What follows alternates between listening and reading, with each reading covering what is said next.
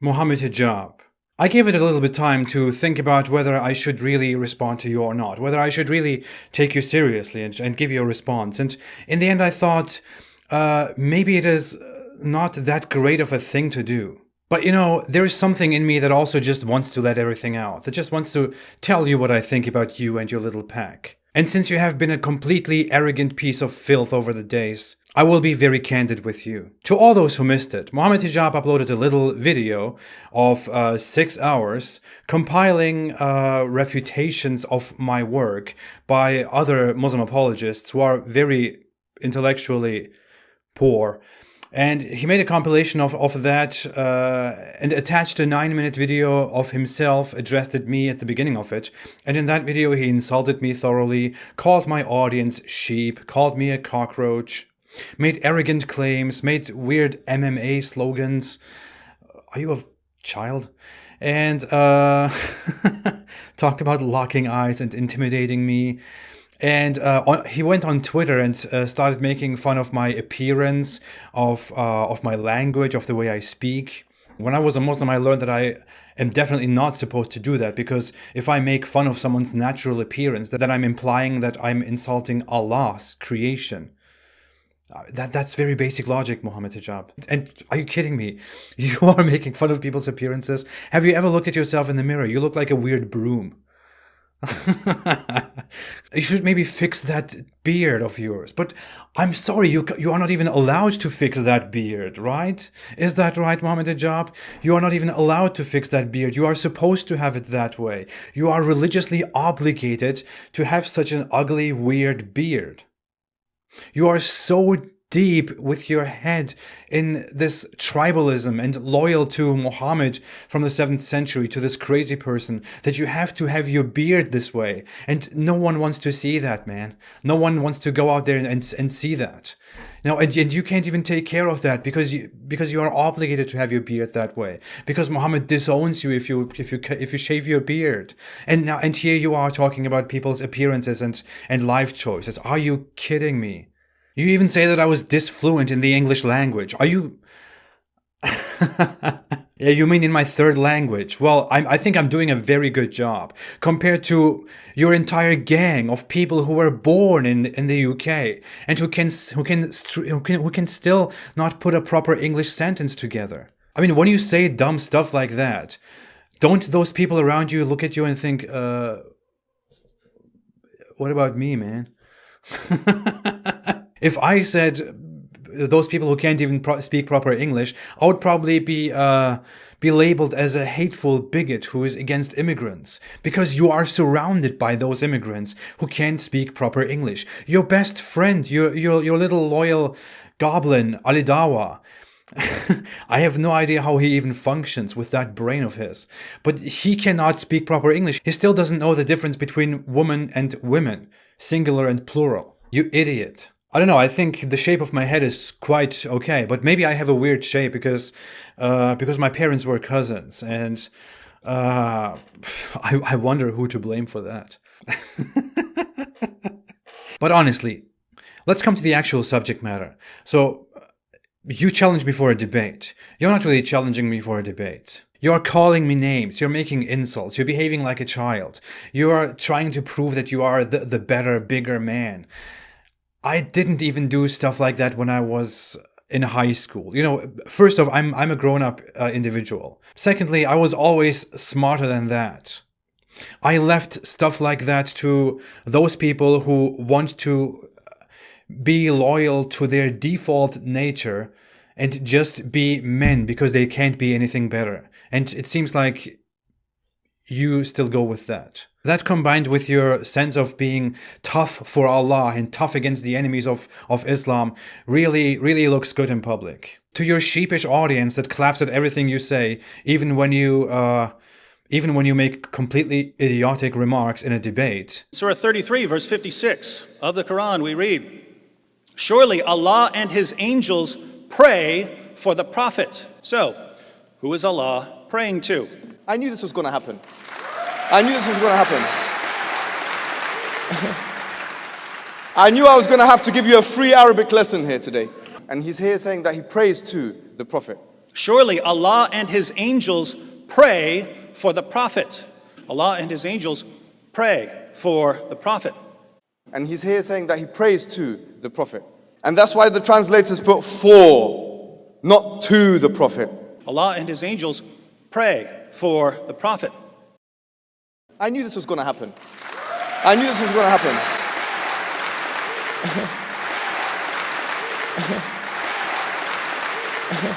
They might find that great. They might be impressed by your attitude. I'm not. I just can't suppress my laughter. And that's why I don't even know how to respond to that. I'm sorry. You're acting like a dumb little child. Now, Mohammed Hijab tried to start a smear campaign against me, claiming that I didn't care about Muslim lives, or that I belittled Muslim lives because I made a dumb joke about a year ago. That's very funny, because Mohammed Hijab is also an individual who casually makes jokes about the fact that Islam orders to give the infidels 3 choices. Convert to Islam, come to an agreement with the Muslims, preferably be subjugated, or be killed by the Muslims. He made a joke about that, and the thing is, he does agree with that. I don't agree that people should die. I don't agree that people should be killed. But Mohammed Hijab actually agrees with that and casually jokes about that. Mohammed Hijab also believes that in his ideal world, people should be killed for not believing in Islam any longer. So in Mohammed Hijab's ideal world, I would be dead by now. We wouldn't be having this talk. Under his system, I would be executed simply for publicly saying that I don't believe in Islam anymore. Let's not even come to all the criticism that I voice against Islam. In my ideal world, we can sit down and have these discussions. In your ideal world, we massacre and dehumanize each other, as your army of trolls have been doing for the last 2 days. I've received so many messages, so many comments from people, from Muslims who always claim to be morally superior, throwing the most filthy language, the most dehumanizing language, the filthiest attitude you can see in a society at me, including threats. Legitimate threats. What do you think you are doing when you do that? Do you think people will be impressed with you? This is why people think the way they think about Islam. This is why your religion is the least liked religion in the world. And nothing else. Not because people are jealous of your religion.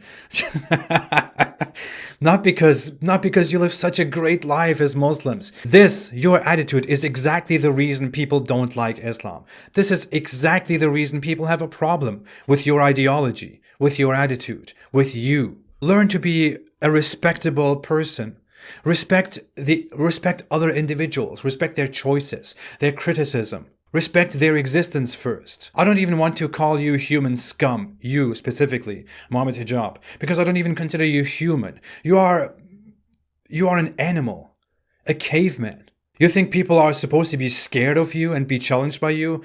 I laugh about you. You know, we as a civilization, as the modern civilization, I'm not speaking of your gang, as modern people, we are going forward. We are looking into the future. We are developing ourselves. We are looking for development, for furthering progress. Meanwhile, people like you are reactionaries. You are those that want to hold everyone back. And I would rather focus on studying for the future and being better, improving ourselves, being good. I wouldn't like to go down to the sewer and fight with dirty rats about whether their way of life or my way of life is better. I would rather leave the filthy rats to themselves and fight each other about filth. I would let them take care of each other. I don't want to waste my time with you, you rat. You dumb rat. That's for having the audacity of calling me a cockroach. I won't waste my time with you. I won't go on a stage and pretend that I'm an MMA fighter. I don't care about your whole Khabib stuff. What is your problem? You are children. You are children. You are not intellectuals. Moreover, why would I be speaking to someone who believes that I should be killed by default? And you know what? You should be glad that we are not in a world as you imagine it, because you are in the United Kingdom, and that wouldn't end very well for you. You have no idea what a debate is. You have no idea how to behave like a human in a debate. All you want to do is mob and harass and be an asshole. Your entire image consists of trying to be a tough guy and little slogans, being a barbaric individual in an intellectual arena. That's because you are a reactionary, and I have no interest in winning your crowds over either. If people agree with me, they agree with letting people live, with being open-minded, with being questioning, with being seekers. If they agree with you, then they agree that we should be sticking to some 7th century lunatic and dehumanize and possibly massacre everyone who has an objection. I couldn't care less about winning those people over. If people are ready to trust you and believe in what you believe, and if they are one day ready enough to be open-minded, to not be humiliated by their culture, by their religion, by their ideology, by their elders, if they are ready to be themselves and to learn and to live a proper life and to think for themselves, then they are welcome to join me, and I will always be friendly to them. I will also be friendly to them if they disagree with me, because I'm not you. That's all the attention I want to give you.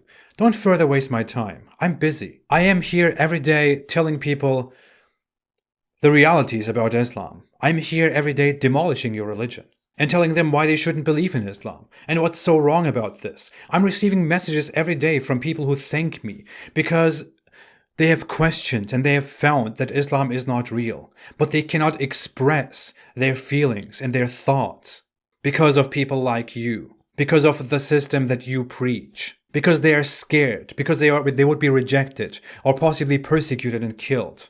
I am actually doing something for humanity, while you are doing something for a 7th century desert lunatic who had no better idea than to slaughter people over his insanity.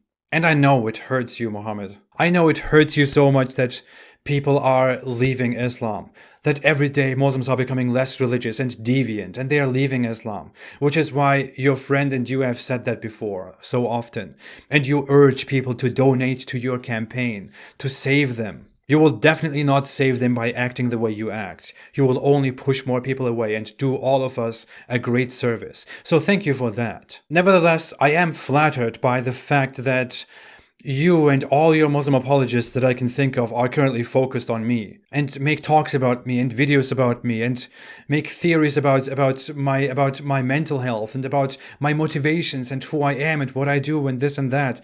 It is just so amazing. While at the same time, you also claim that I was an irrelevant, worthless little individual. I totally see that in a 6-hour video that you compiled about me. If you think I am hurt by that, you must be really stupid. Don't you think, before I started all of this, I didn't take into consideration that I will be threatened and insulted and dehumanized and attacked by so many people, and that they will make the most ridiculous defenses of Islam that we have always heard, that are just so logically devoid, so stupid. And do you really think you will convince the masses? No, Mohammed Hijab. I won't give you what you want. I will focus on my work, and you can keep crying. I don't do this very often, but I want to speak your language for once. There is a nice Turkish saying that fits the situation perfectly right now, which goes, "The dogs bark, but the caravan goes on." You are the dog that barks, in case you couldn't tell. And since you like dogs so much, if you didn't understand that, then here is something else from your primitive worldview, from your primitive language. You are under my feet, Mohammed Hijab. Stop wasting my time. Thanks, everyone. And let's get back to work. Stay away from Islam.